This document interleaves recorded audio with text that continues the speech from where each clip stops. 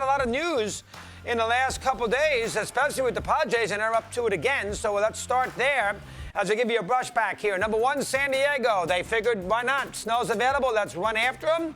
And now Darvish, too. And I think what San Diego did, and I don't know this, but I think the Padres probably looked into Bauer a bit, realized that, the price tag after they had signed Hosmer and Machado, they gave those two guys plenty of money the last few years. And, there's probably a limit with what they want to do, but they probably looked into Bauer. Bauer wants this, that, and the other. The Angels might be in play. The Mets might be in play. Who knows on the Dodgers? And I think the Padres said it's too pricey.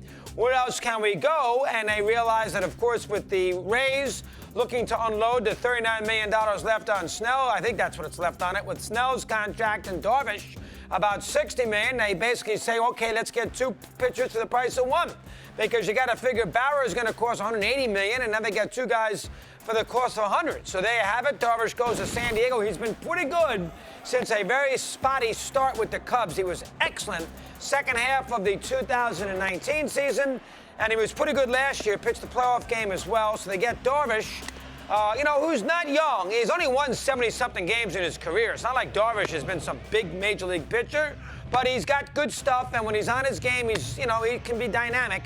And, of course, Snell, who we all saw Game 6, he was spotty in the postseason, not a lot of innings, but he certainly was great in the sixth game against the Dodgers when he shouldn't have been taken out. So they get two guys, and they give up some prospects.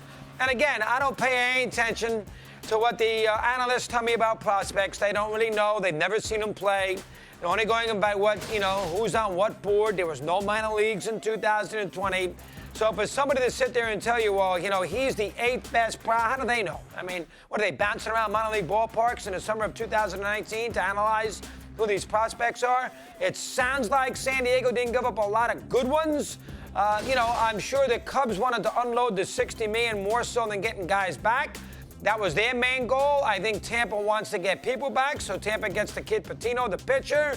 Maybe he's the best one of the 4 or 5 they have. And I think the Cubs are just very happy to unload the $60 million. So San Diego obliged, and San Diego sounds like they still have a decent cupboard of minor league guys. And now, of course, they're sitting here with the makings of a very good staff. This is without Clevenger. Is it a staff that overall is as good as the Dodgers pitching staff, 1 through 12? Probably not. But this is a San Diego team that last year made the playoffs, played competitively against L.A., was not a total embarrassment, and they almost won a game in that series against the Dodgers. They're not as good as L.A., but, they're making inroads. Bottom line, you can make an argument that they could be the second-best team easily in the National League. They're better than anybody in NL Central. Nobody else in their division. You want to take somebody in the NL, you want to say the Braves, they're the third-best team? I'll buy that. But, they're in conversations there with Atlanta. Now, as far as their Dodgers are concerned, I don't love their outfield. The Dodgers have Bellinger and Betts. They got good outfielders. They don't have any Pham, Trent Grisham, I don't love. I know he won a gold. I don't love him. Myers had a good year. I got to see it again. I don't love their outfield. I don't think it's as good as the Dodgers. But listen, I like the infield. Very good left side. They have, obviously, Hosmer at first base. Padres are going to be a very competitive team, and I like the fact they're spending money. They're the only game in town. Nothing else going on in San Diego. Chargers left. All right? Yeah, it's a football town, and the Chargers left. So they're the only team in town. They got a great ballpark. And they have an opening here to be the team, for the next 50 years in Southern California and San Diego.